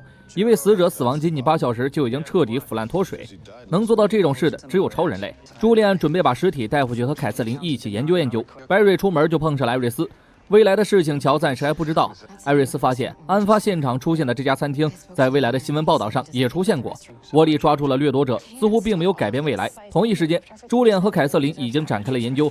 尸体刚刚运回实验室就化成了灰，人已经死透了，细胞却依旧在快速腐烂。另一边，这位超人类再次展开了袭击，他杀害了一名在闪电时间线中任职警局局长的男人。肢体接触的一瞬间，男人便开始迅速腐烂。白瑞这会儿正忙着指导沃利穿墙，沃利怎么也感悟不到诀窍。白瑞被拉到了犯罪现场，听到死者的名字，白瑞才想起来，这个在闪点里是警察，前几天死掉的人同样也是闪点中的警察。白瑞一下子就想明白了一切。在尸体没化成灰之前，朱莉安检测了皮肤上的 DNA， 果不其然，又是朱莉安曾经变成炼金术师的时候干的。乔对最近的事情一无所知，这会儿正带着一家人去见塞西尔母女。这两个离异单亲家长已经陷入了爱情当中。白瑞接到了朱莉安的电话，他们已经调查出罪犯叫尤金。此时尤金已经杀到了乔的面前，他的复仇名单里乔也占了一个名额。尤金要杀死所有在闪点中抓捕自己的警察，异能在身的他刀枪不入。沃利换装赶来，在白瑞的提示下打跑了尤金。乔都没把这件事放在心上，艾瑞斯却大发雷霆，他命不久矣，不能让父亲也出事儿。征得白瑞的意见后，他把萨维塔的事情告诉了乔。乔本来今天高高兴兴，得知后一下子就懵了，这对乔的打击巨大。到了晚上，乔就失去了联系。艾瑞斯在家反复给他打电话，突然见家里的门化成了灰。尤金知道抓住乔的女儿就能抓住乔，尽管沃利以最快的速度赶到，尤金还是触碰到了艾瑞斯的手臂，腐烂开始迅速蔓延。唯一的办法就是让凯瑟琳摘下抑制器，依靠自己的能力快速冷冻艾瑞斯。但这拖延不了多长时间，沃利非常自责。白瑞那么相信自己却没有在艾瑞斯需要的时候及时赶到。但白瑞没有怪他，只是让他相信自己。希斯科和 HR 想到了一个追踪尤金的办法，把白瑞震波到闪点之中，寻找下一个有关的警察。另一个闪点中的女警斯通，在这个时间线是一名狱警，乔刚好认识她。乔找到了斯通，他正准备坐列车执行任务。此时朱莉安想到了一个打败尤金的办法，既然尤金可以快速腐烂细胞，激素者又能快速治愈细胞，只要把血液注入尤金体内，就能抵消掉尤金的超能力。艾瑞斯的状态越来越差，凯瑟琳也因为过度使用超能力逐渐变得冰霜杀手化。朱莉安鼓励凯瑟琳，他们都是被捉弄的人，只有想办法弥补过错才是正确的选择。凯瑟琳这才恢复了清醒的意识。尤金已经开始袭击整列火车，坍塌的大桥挡住了列车的轨道，用不了多久就会撞上去。白瑞和沃利赶过来时，已经没有时间救走所有人了。白瑞决定尝试一下震动列车，让列车穿过障碍。用尽全身的力气，白瑞才将列车震动到了合适的频率。救了所有人后，自己也累倒在地。但尤金还没有解决，沃利必须独自打败他，必须要把自己的血液送到尤金体内。首先，他要学会穿墙。白瑞说出了那句必胜的台词。沃利享受到了 buff 加成，成功打败了尤金。只要用健康的血液就可以调制出治愈艾瑞斯的血清。炼金术师一共制造了6个超人类，现在打败了5个，还差最后一个迟迟没有出现。朱莉安为了赎罪要亲自找到他，他和凯瑟琳的关系也越来越亲密。晚上，沃利复习着穿墙的技巧，突然传送门打开，杰西火急火燎地跑了出来。格鲁德绑架了威尔斯，事情要追溯到1年前。威尔斯帮助白瑞把格鲁德送到了地球2，送到了一片属于猩猩的领地。在这里，所有的猩猩都和格鲁德一样拥有超高智慧。HR 作为二重身给了杰西一点关爱。白瑞想起了未来的新闻报道，一大群猩猩袭击了城市，他认为这件事肯定是格鲁德干的，说不定这就是逆转未来的一个机会。白瑞决定亲自前往地球2，把威尔斯救出来。出发前，他准备让朱莉安帮忙在警局请个假，地球1就由杰西和沃利守护，顺便增进下2个孩子的感情。朱莉安一听说白瑞要去平行宇宙，钟爱冒险的朱莉安有一个大胆的想法。下午，他给自己和白瑞全都请了假。朱莉安带上探险装备，准备一起前往地球2长长见识。一同去的还有凯瑟琳和希斯科。他们来到了属于猩猩的王国，在这片丛林里危机四伏。白瑞知道格鲁德是打算让威尔斯打开传送门，好让自己回到地球1。重回地球2，凯瑟琳想起了另一个冰霜杀手，他担心自己会和他的下场一样。朱利安跟来的好处就是无微不至地照顾凯瑟琳。正当4个人慢慢逼近星星之城的时候，全部被格鲁德打上了麻醉，醒来后就已经被关进了星城的监狱。在这所监狱里无法使用任何超能力。被操控的威尔斯捎来了几句话：在星城拥有一个星星之王，他叫索罗瓦，就连格鲁德都无法打败他，只能当一个马仔。格鲁德跟拜瑞谈个交易，帮助他打败索罗瓦，登上王位，就放过所有人。格鲁德声称索罗瓦的目的是带领所有的星星去进攻人类。拜瑞考虑到这有可能是唯一的办法，既能救回威尔斯，还能阻止星星进攻城市。但是星城有自己的规定，双方必须有一个人死掉才算胜利。但拜瑞没有别的选择。索罗瓦亲自来到了监狱，他认为拜瑞这群人类是过来宣战的。格鲁德煽风点火，还挨了一嘴巴子。在所有星星的见证下，拜瑞和索罗瓦走进了战场。闪电侠对战大猩猩，拜瑞开场就遭到了重击，这种时候蛮力显得更有优势。拜瑞绕着场地急速奔跑，准备使用丢闪电攻击索罗瓦。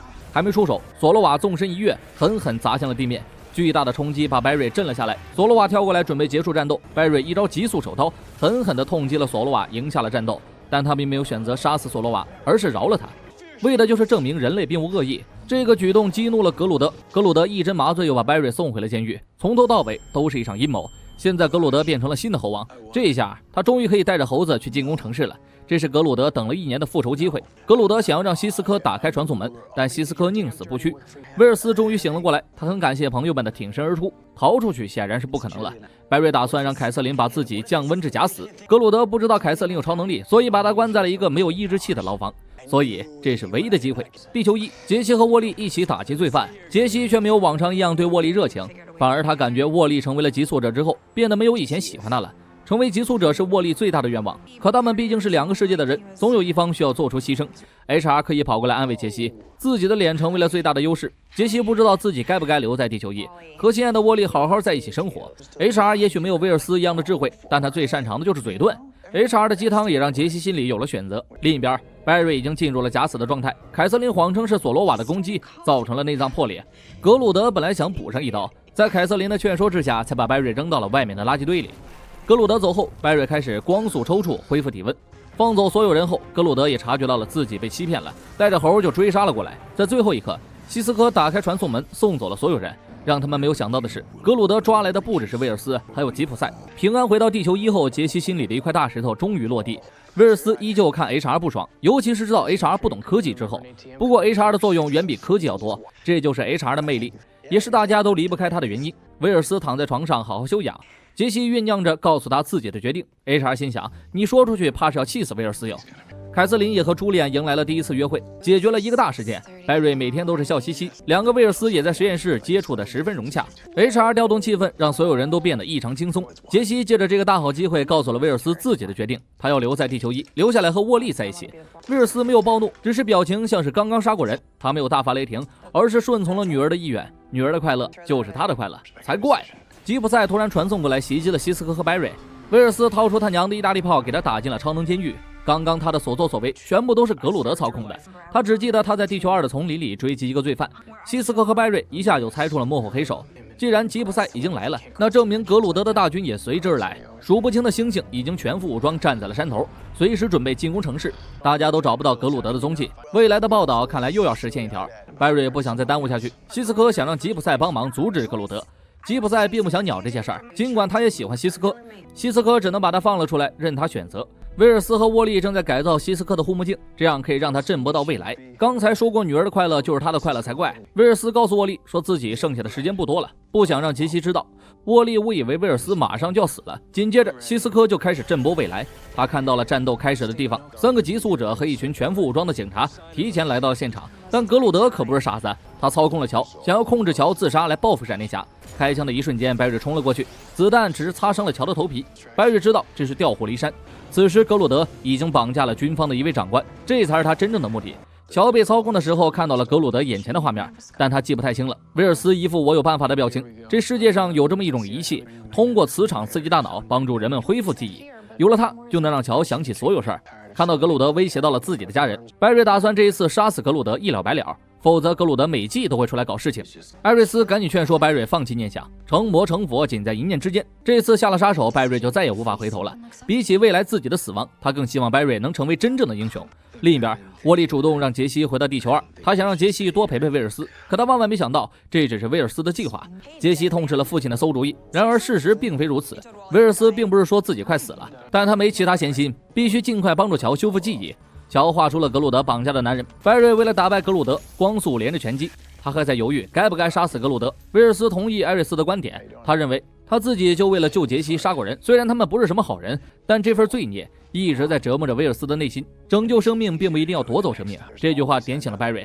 格鲁德抓走的这个男人掌控着核弹的发射权，而这枚核弹已经瞄准了城市。白瑞必须在发射前阻止这一切，但这需要输入5位数的密码，没有人知道密码，白瑞只能一遍遍的尝试。白瑞在最后2秒试出了9万种组合里唯一正确的密码，有惊无险的解决了核弹。格鲁德一怒之下带猴子杀进了城市，3个急速者对抗数不清的大猩猩，这8成是除了萨维塔之外最困难的任务。地球19，吉普赛刚刚安排给急速者一个任务，西斯科就找到了他。西斯科很需要吉普赛的帮忙，白瑞让他们2个去找一个大家伙帮忙。另一边，沃利和杰西一马当先冲去清理兵线，白瑞直接选择和格鲁德单挑，他们的攻击不痛不痒，3个人根本不可能阻止所有的猩猩，除非白瑞动杀心干掉格鲁德。但拯救生命的方式并不需要夺走性命，就像白瑞饶了索罗瓦一命，而白瑞的帮手正是索罗瓦。西斯科和吉普赛把索罗瓦传送到了地球1，现场变成了2个大猩猩的决斗现场。战斗力和技巧方面，索罗瓦都完胜了格鲁德。正当索罗瓦准备杀死格鲁德一了百了的时候，白瑞阻止了他。索罗瓦只想带领着猩猩们和平的生活而已。格鲁德这次被天眼会关了起来，和鲨鱼王成为了狱友。大战结束后，吉普赛把上次欠下的吻给了西斯科，一下子燃起了西斯科闷骚的心。威尔斯这次真正同意了女儿留下来，自己还需要回去处理很多的事务，而且这个女婿他很满意。也就在当晚，白瑞下定决心向艾瑞斯求婚，不管未来如何，他要珍惜眼前的人。另一边，沃利和杰西没羞没臊的生活。沃利出去买宵夜，竟遭遇了萨维塔的阻拦，但这并非本尊。3闪在维护治安的同时，一起训练着沃利。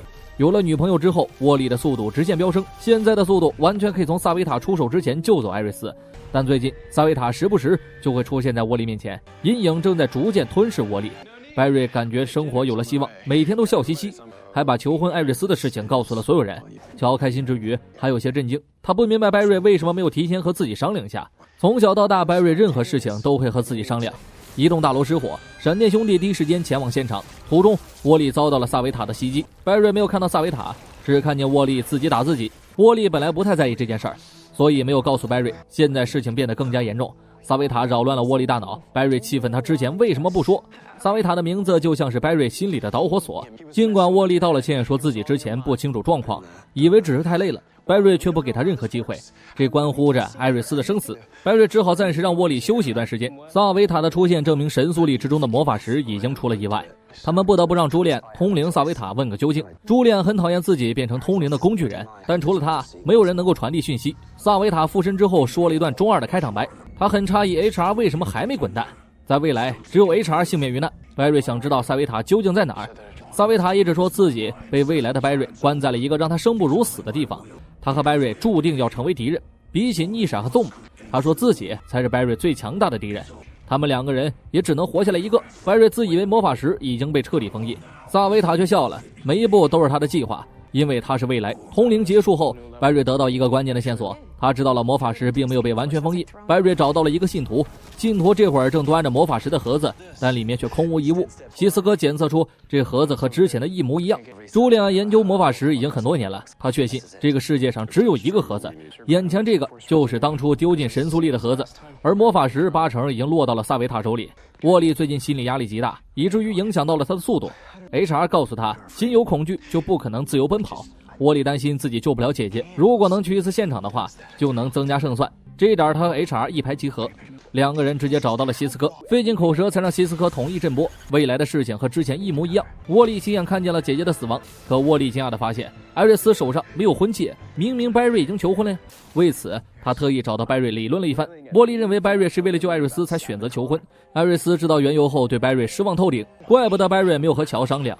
团队出现内讧，凯瑟琳终于按捺不住自己的内心，她把自己偷藏的魔法石碎片拿了出来。起初她以为这个可以消除自己的超能力，然而并没有卵用啊！既然魔法石没有彻底封印，那么萨维塔极有可能已经逃了出来。白瑞打算让主脸再次通灵，一边套话一边定位萨维塔的位置，得到的位置是整个城市，并没有具体地点。另一边，杰西安慰着沃利。忽然间，沃利看到了自己逝去的妈妈，同样是萨维塔在作祟。沃利像神经病一样对着空气哭哭啼啼，一转眼妈妈变成了萨维塔。萨维塔对沃利使出了激将法，神志不清的沃利直接追了出去，并且拿走了魔法石的最后一块碎片。此时拜瑞正在和艾瑞斯解释，艾瑞斯不希望自己变成拜瑞永恒的累赘。永恒2个字让拜瑞想到了萨维塔的话，拜瑞100%肯定萨维塔一定是被困在了神速力之中，只有神速力里没有时间的约束。这也解释通了为什么只有极速者才能看见他，也解释通了为什么魔法石会消失，因为他们相当于把魔法石给萨维塔送到了家门口。未来的拜瑞封印萨维塔的位置也正是神速力之中。拜瑞还在庆幸凯瑟琳偷了一块碎片的时候，杰西传来沃利的消息。沃利这次出发前关闭了追踪器，偷走了碎片，没有人知道他在什么地方，他独自一个人找到了萨维塔。现在的沃利不够冷静，萨维塔借机开始刺激沃利的内心，被激怒的沃利开始盲目的乱跑，速度快到打开了神速力的大门。沃利把碎片丢入其中，以为可以彻底封印萨维塔，却不知这一切都在萨维塔的计划之中。白瑞赶往神速力产生波动的位置，找到了沃利。沃利此时已经被吸进了神速力里，成为了替代萨维塔遭受永恒折磨的人，也应了萨维塔的预言，他们当中会有人生不如死。萨维塔彻底挣脱了束缚，这全都归功于拜瑞创立了闪点，这才让萨维塔想到了利用闪电小子的计划。拜瑞的愤怒一股脑儿的全都爆发了出来，冲过去就准备和萨维塔拼个你死我活。可他现在还不是萨维塔的对手，而且闪电侠从不杀人。拜瑞想要摘掉萨维塔的面罩，却被反手捅碎了锁骨，匕首也被拜瑞一手刀斩断。凯瑟琳紧急给拜瑞动了手术。不久后，拜瑞醒了过来，看着沃利破损的战衣，拜瑞发誓要不惜一切代价救回沃利。杰西抱在 HR 怀里痛哭了起来，艾瑞斯也摘下了手上的婚戒。拜瑞慢慢恢复了身体，看着身边所有人以及闪点造成的巨大报应，他决定重新返回神速力，这等同于送死。在永恒的神速力里，想要找回沃利并不容易。HR 给了希斯科一个提示，希斯科很快打造了一个追踪器，并于拜瑞遇到危险的时候把他拉回来。这趟旅行，拜瑞不想让杰西跟着，总有人需要保护城市。带上追踪器，拜瑞就进入了神速力之中。这场凶多吉少的旅行，拜瑞只能靠自己了。神速力这次扮演了为了正义牺牲的艾迪。神速力拥有自己的游戏规则，上一次神速力认为拜瑞做好了准备才还给了他力量，出去之后依旧我行我素创造了闪点，所以这次神速力不像上次一样纵容拜瑞。太多的人因为拜瑞付出了生命，想要找到沃利，第一关就要通过时间亡灵的考验。摆脱亡灵后，拜瑞看到了罗尼，如果罗尼没死，现在也应该和凯瑟琳有了孩子。神速力想让拜瑞拥有责任感，他不同意让拜瑞替代沃利。萨维塔说过会有一个人生不如死，这个人就是沃利，所以作为考验第二关就是丧尸纵。ZOM 遭到惩罚后便一直守护在神速力之中，想救沃利就必须通过 ZOM 这关。白瑞的生命正在被吞噬，危机时刻他摘下了追踪器，利用自己唯一离开的钥匙打败了 ZOM。另一边，希斯科等人正在调查萨维塔盔甲的一部分，如同盒子一样，萨维塔的盔甲存在着却又不存在着。杰西心急如焚，很想去找回沃利，他甚至打算去单挑萨维塔给沃利报仇。就在这时，希斯科发现白瑞的定位消失了，白瑞再次睁开眼来到了医院，沃利就站在死去的母亲旁边，生不如死，就是让沃利永远处于最痛苦的时刻。此时杰西已经偷偷拿了匕首， HR 知道自己拦不住他，所以打算帮助他。匕首引导着杰西找到了萨维塔，而这也是萨维塔计划的一部分。杰西根本不可能打败萨维塔， HR 认为匕首作为萨维塔的一部分，一定也可以伤害到萨维塔。萨维塔告诉杰西，自己早就给他安排好了未来的走向，话没说完就被杰西刺伤了身体。神速力之中，拜瑞遭到了斯纳特的阻拦。斯纳特早在几个月之前就为了传奇团队牺牲了自己。社会滑头斯纳特了解闪电侠内心的想法，他既要阻止拜瑞，还告诉拜瑞不要放弃，仿佛神速力是在帮助拜瑞。就在拜瑞被冻住的时候，杰赶了过来。拜瑞失去定位之后，希斯科第一时间找到了杰，杰是来帮助拜瑞的。拜瑞捡起钢盔，反弹攻击打掉了斯纳特的冷冻枪，两个人径直走向了沃利。斯纳特亦或者说是神速力露出了淡淡的微笑。萨维塔之所以逃不出去，是因为没有人替代他。杰知道这一点，所以赶过来帮忙。他要接替沃利留在神速力，就像他说的，马拉松也有终点的时候，自己已经老了。拜瑞才刚刚起跑，打败萨维塔之后，杰自然就可以离开神速力。钢盔上有希斯科的定位，这也可以帮助他们离开神速力。拜瑞带着沃利回到了现实，杰是一个真正的英雄。二入神速力让拜瑞知道了自己的责任，拯救艾瑞斯是属于他的宿命，所以神速力不让拜瑞接替沃利。沃利已经遭到了生不如死的折磨，有一阵子闪电小子都不能重返战场了。杰西为了不让自己变成萨维塔的棋子，选择了暂时离开地球，沃利也欣然接受。临别之前，杰西好好感谢了 HR， 这个父亲的二头身给了他严父威尔斯没有给过的快乐。事情结束后 HR 把萨维塔受伤的事儿说给了大家，看来所谓的神速之神不过是躲在盔甲下的凡人而已。经历了生离死别，艾瑞斯理解了拜瑞的决定，但这次拜瑞反而要和他暂时分开段时间。现在这种情况不适合谈婚论嫁，拜瑞搬到了希斯科的家里，看着小时候和妈妈一起看的音乐剧。实验室的传送门突然打开，来的是卡拉和火星猎人。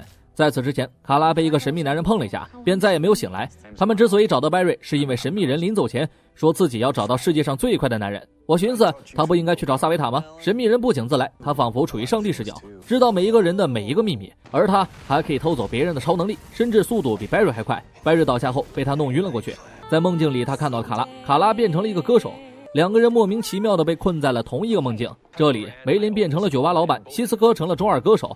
神秘男人再次出现，他并没有恶意，准确地说是这个梦境是卡拉和拜瑞想象出来的。他只是让两个人唱了一首歌，拜瑞和卡拉不受控制地开始唱跳 rap， 两个人的感情都出了点问题，以至于他们没有办法接受自己的爱人。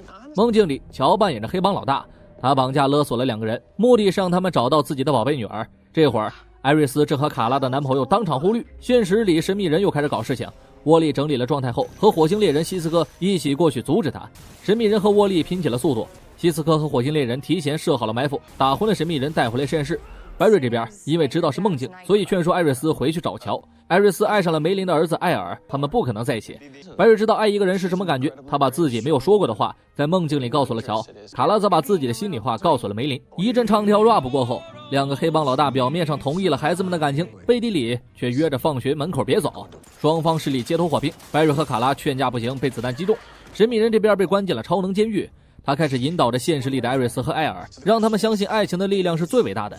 白瑞和卡拉的生命体征急剧下降，艾瑞斯想起了神秘人的话，爱情的力量最伟大。希斯科直接震波到了两个人，让他们通过真爱进入了梦境。就这样，两对爱人冰释前嫌，神秘人跟没事一样逃出了超能监狱。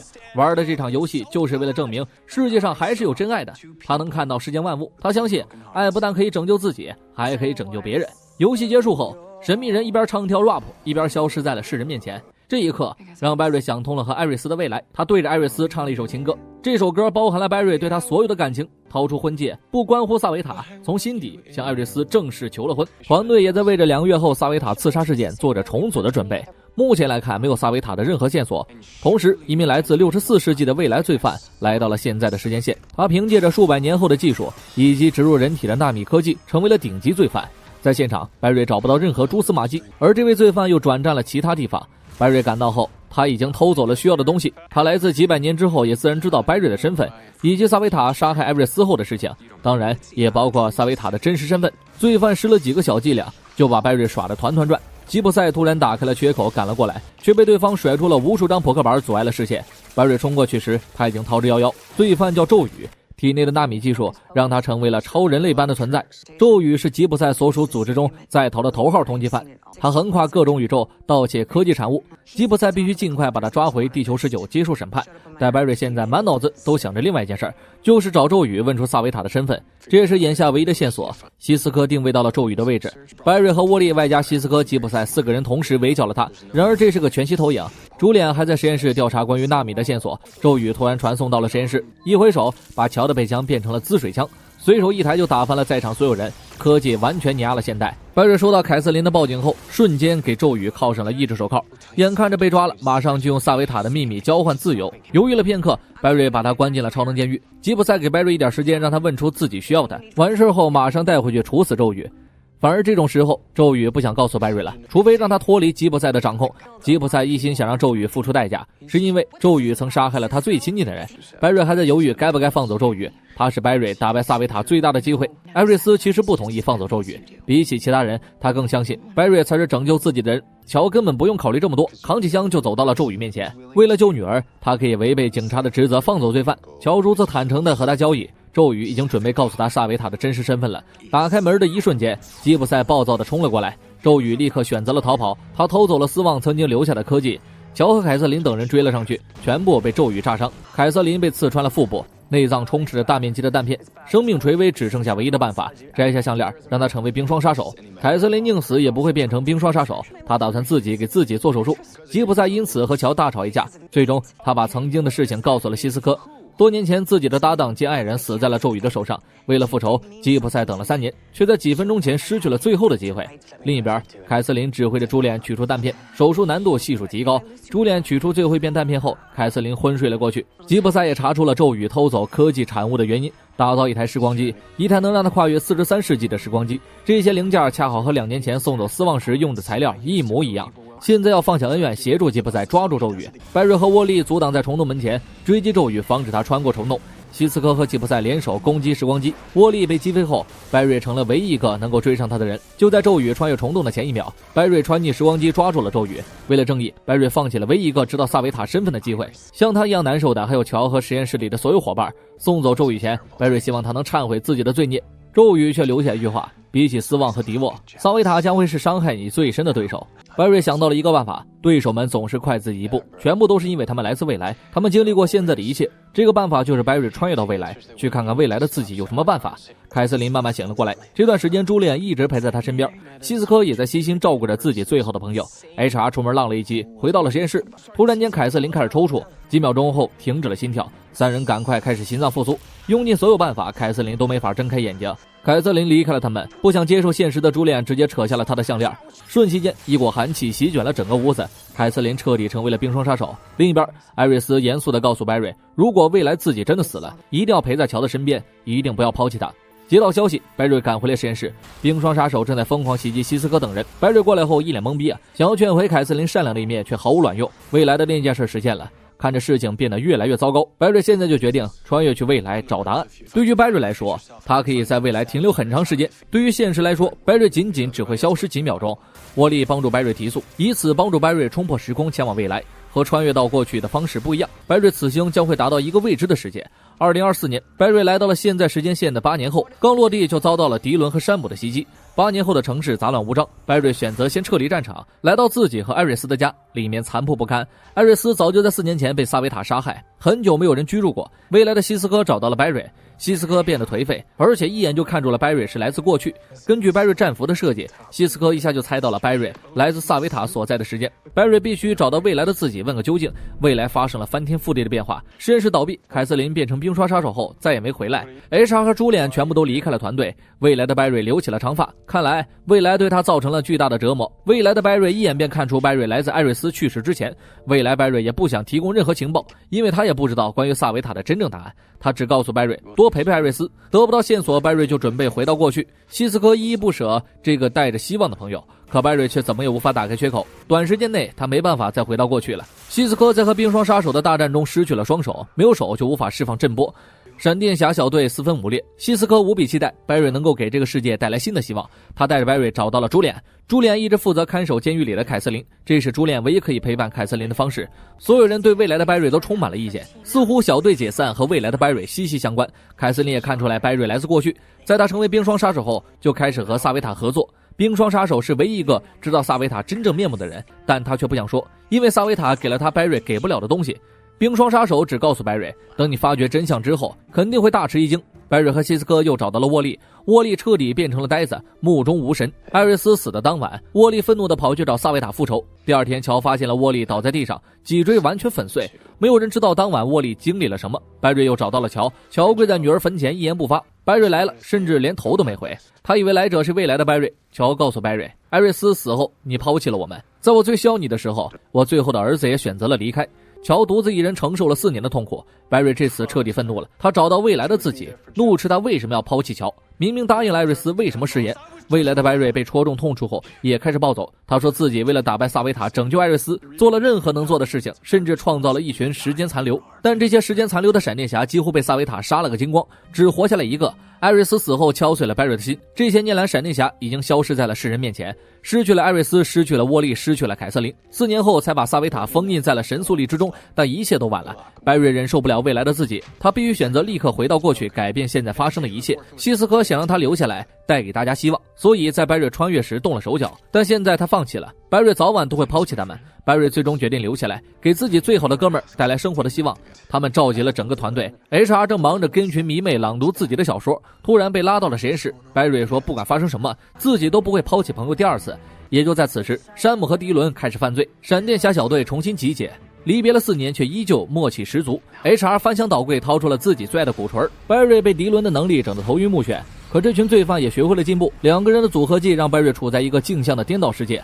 就在 Barry 寡不敌众的时候，未来的 Barry 走了出来。希斯科阻止 Barry 穿越的设备恰好可以消除山姆两个人的能力。未来的 Barry 接住设备的一瞬间，莫名其妙的感觉要发生以下剧情。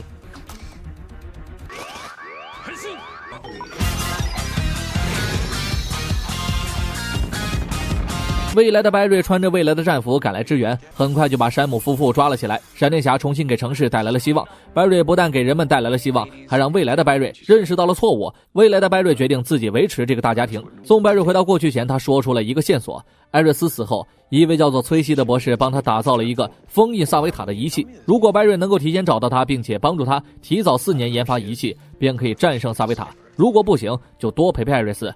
Barry 回到了过去，时间仅仅过了几秒，崔西成为了 Barry 最后的机会。Barry 告诉乔，不管未来发生什么，自己都会陪在他身边。此时逃走的冰霜杀手找到了萨维塔，起初他不想和萨维塔为伍，直到萨维塔卸下了盔甲，看到真面容后，冰霜杀手完全信任了萨维塔。Barry 这边开始着手寻找崔西，在一所研究所，他们找到了崔西。崔西这会儿是个疯狂的科学家，疯狂到别人都把他当成了疯子。他关于极速者的理论一直没有人相信，只不过想找到他的人不只是 Barry。萨维塔派冰霜杀手过来杀死崔西，袭击失败后，冰霜杀手回去告诉了萨维塔，萨维塔告诉了他所有剧情。正常情况下，冰霜杀手不可能失手，除非凯瑟琳内心依旧存有一丝善良。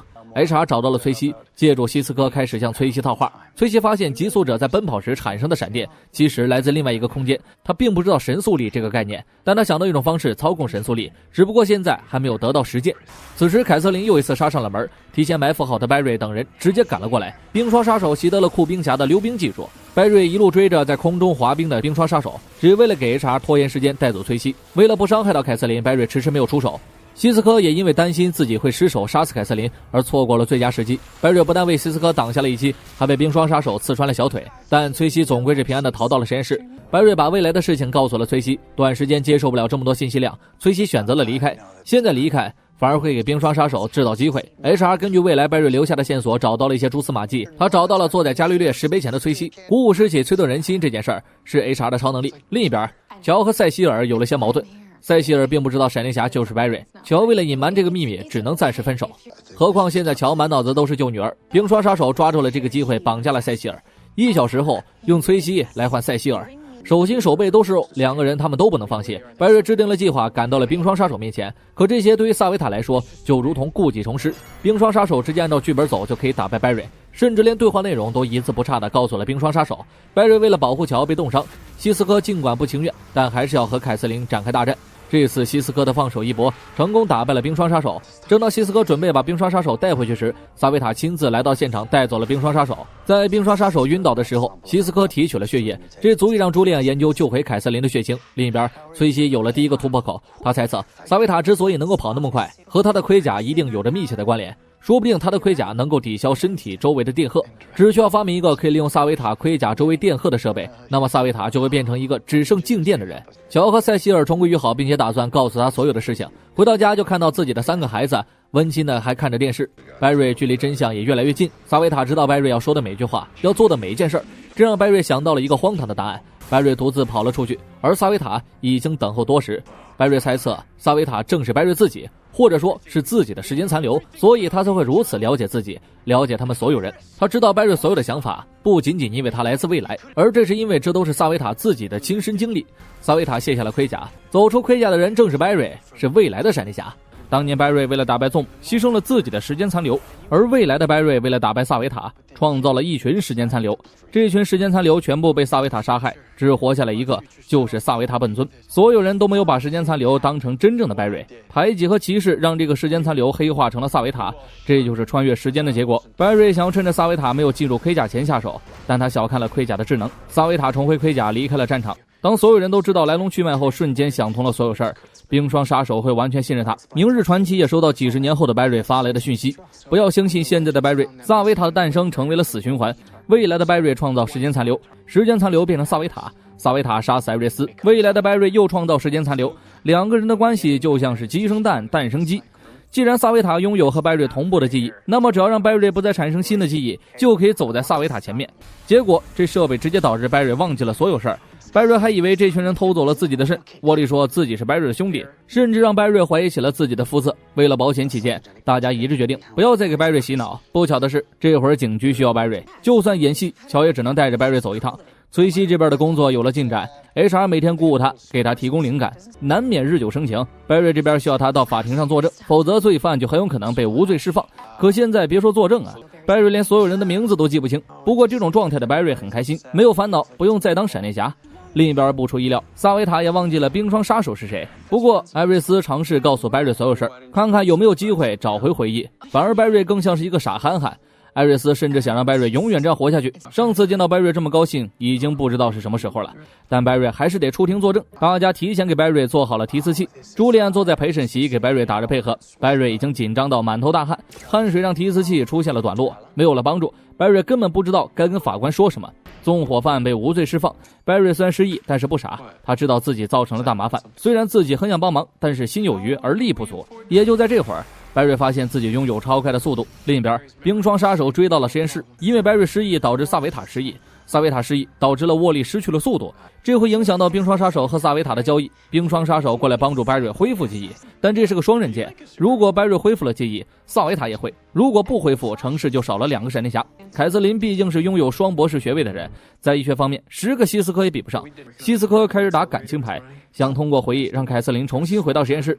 和朱莉安一唱一和，显然触动了凯瑟琳的心。他们一边给白瑞想办法，白瑞一边玩着自己的神速力。纵火犯被无罪释放后又开始放火，沃利没有办法去帮忙，实习生闪电侠白瑞必须去。乐于助人是白瑞的本性，到了现场白瑞慌了，自己对速度根本不熟练。凯瑟琳已经提前给白瑞的战俘放好了设备，靠电击刺激白瑞的大脑，让他恢复记忆。一阵电疗过后，白瑞的记忆神经已经激活，只需要有人加一把火就能恢复正常。大火还在蔓延，艾瑞斯把白瑞家破人亡的事情告诉了他。最痛苦的记忆最有效，所有的记忆涌入白瑞大脑，想起所有事儿的除了白瑞还有萨维塔。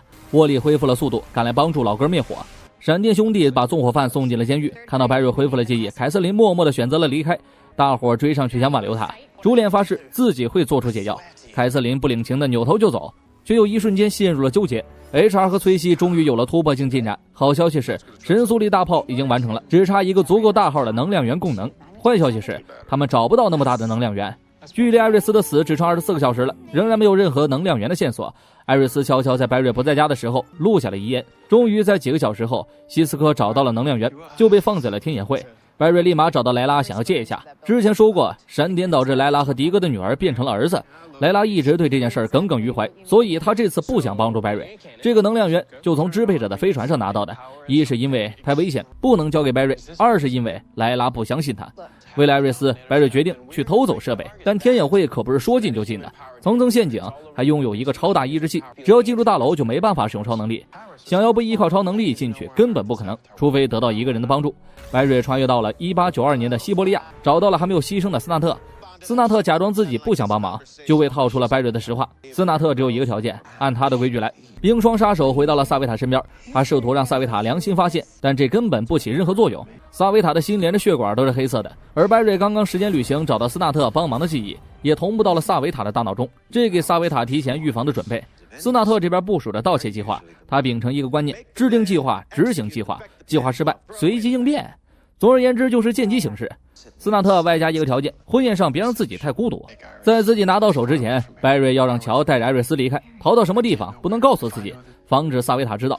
乔和沃利带着艾瑞斯来到了地球2找威尔斯帮忙。白瑞和斯纳特按照计划潜入了天眼会，白瑞依靠 HR 的易容魔法棒伪装成了莱拉，把潜入改成了闯入，一路来到了天眼会最深处。锁住能量源的大门是特制的，重达25吨，能够抵御30兆吨的核爆炸，造价近1亿元。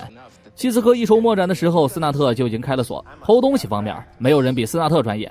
可是存放能量源的屋子里，不仅仅只有能量源，还有被关起来的鲨鱼王。游戏的难度增加1倍，计划失败，现在立即随机应变。斯纳特给白瑞科普了一下，大多数鲨鱼都是冷血动物，而眼前这个大白鲨是拥有部分温血，只要温度够低，鲨鱼王就会进入休眠状态。斯纳特拆下了冷冻枪的核心，鲨鱼王立马昏睡了过去。拿走能量源的瞬间，警报响起，大门瞬间关闭，白瑞逃了出去，斯纳特却被关在了里面。斯纳特让白瑞快点跑，但白瑞绝对不会放弃自己的朋友，他留在门口等待。2分钟后，天眼会就赶到，西斯科必须黑入系统打开大门，大门开启条缝，斯纳特往外爬，白瑞不惜性命拉住了斯纳特，但天眼会也来了。莱拉在监控里看到一切，他看到了白瑞冒着生命危险和失去能量源的风险救走了自己的罪犯朋友，这让莱拉对白瑞态度大转变。莱拉认为白瑞是值得托付信任的朋友，顶着被上头查水表的危险把能量源给了白瑞。白瑞把斯纳特送回了1892年，临别前斯纳特提醒白瑞别试图在萨维塔的游戏里打败萨维塔，善良和希望才是白瑞最大的优势。另一边，乔一直保护着艾瑞斯，艾瑞斯不知道自己会不会死，所以把戒指摘下来给了乔，让父亲暂时保管下。由于知晓了一切，萨维塔才伪装白瑞赶回了实验室，演戏说自己和斯纳特拿到了东西。 HR 一激动，把艾瑞斯的位置说了出去，这给了萨维塔机会。威尔斯立刻和朋友们全副武装，等待萨维塔。就连沃利都不是对手，何况凡人之躯的威尔斯呢？这个时候，和白瑞一样的男人直接带走了艾瑞斯。白瑞赶来后为时已晚，沃利被打断了腿，需要时间休养。他哭着给白瑞道歉，沃利自责自己没有保护好艾瑞斯，但他做的足够多了，剩下的交给白瑞就行了。比沃利自责的是 HR， 既然崔西的神速力大炮已经准备就绪，现在只要按照剧本走就行了。出发前 HR 反常的安静，他认为自己从来没帮上忙，到了最后还帮了倒忙。 HR 曾说过他会为了朋友们挺身而出，以命换命。西斯科提前出发，只留下了 HR。 他忽然震波到自己和凯瑟琳在树林里大战，他看到这个场景已经不止一次，终究是要面对现实。西斯科最终在树林里和凯瑟琳展开了大战，而新闻上报道着发生的所有事儿。萨维塔也如期而至，白瑞用神速力大炮攻击了萨维塔，却没有起到任何效果，因为萨维塔早就有了预防的准备。魔法石源于神速力，所以可以对抗神速力。未来的事情还是发生了，白瑞用尽全力冲过去阻止，那冰冷又锋利的刀刃还是刺穿了艾瑞斯的身体。艾瑞斯倒在了白瑞的怀里，和未来一模一样。HR 急急忙忙跑过来扛起枪，看到艾瑞斯之后，他精神崩溃了。艾瑞斯的兜里掉出了2个鼓槌，这是 HR 最爱的东西。他卸下了伪装，被萨维塔杀害的竟是 HR。艾瑞斯依旧活着。事情从西斯科离开实验室开始， HR 并没有独自留在实验室，而是利用匕首偷偷找到了萨维塔的位置。他趁其不备带走了艾瑞斯。等萨维塔发现的时候，他们已经交换了面貌。HR 遵守了自己的承诺，为朋友挺身而出。刚刚找到了喜欢的人崔西，他没有享受爱情就要离开这个世界。停止心跳前， HR 让白瑞给西斯科转达一句话，说完 HR 就闭上了眼。萨维塔离开前带走了神速力大炮，他找到了冰霜杀手，活捉了西斯科。未来的报道已经发生了改变，艾瑞斯没有死在特定的时间，那么关于萨维塔的死循环就要出现变故了。HR 的死让所有人都很沉痛，但他们必须要打败萨维塔。时间悖论会让萨维塔被彻底抹除，除非他有别的办法，这也是他偷走神速力大炮绑架西斯科的原因。眼下第2个好消息就是朱利安终于研制出了治愈凯瑟琳的血清。另一边，萨维塔要打开神速力，让自己变成其一部分，这样就没有时间的限制，它可以存在在任何时间，比如说现在，或者刚才，又或者是昨天和明天。这样萨维塔就变成了真正的神。西斯科本不想答应，但萨维塔用凯瑟琳的生命威胁他，加上朱利安的血清记忆已经同步到了萨维塔的头脑中，西斯科不得不向黑恶势力低头。白瑞想起了斯纳特说过的话，他打算用自己最大的优势对付萨维塔。白瑞独自找到了萨维塔，他希望萨维塔接受自己的帮助，因为从现在开始，每一个记忆对萨维塔来说都是全新的，都是未来没有经历过的，未来已经被彻底改变了。白瑞带着萨维塔一起回到了实验室，鸡生蛋蛋生鸡的轮回已经被打破，现在萨维塔已经没有必要伤害艾瑞斯，所有人都把他当成了怪物，只有艾瑞斯给了他温暖。萨维塔总归是白瑞的残留，崔西是唯一一个能够帮助萨维塔的人，但自己的爱人几个小时前刚刚去世，但凡有良心都不会去帮助杀人凶手。这一刻，崔西如同阎王一般审判了萨维塔的生死。他们请威尔斯过来劝说崔西，威尔斯不善言谈，但他比崔西更了解 HR 为了朋友牺牲了自己，为的就是换了一个完美的结局。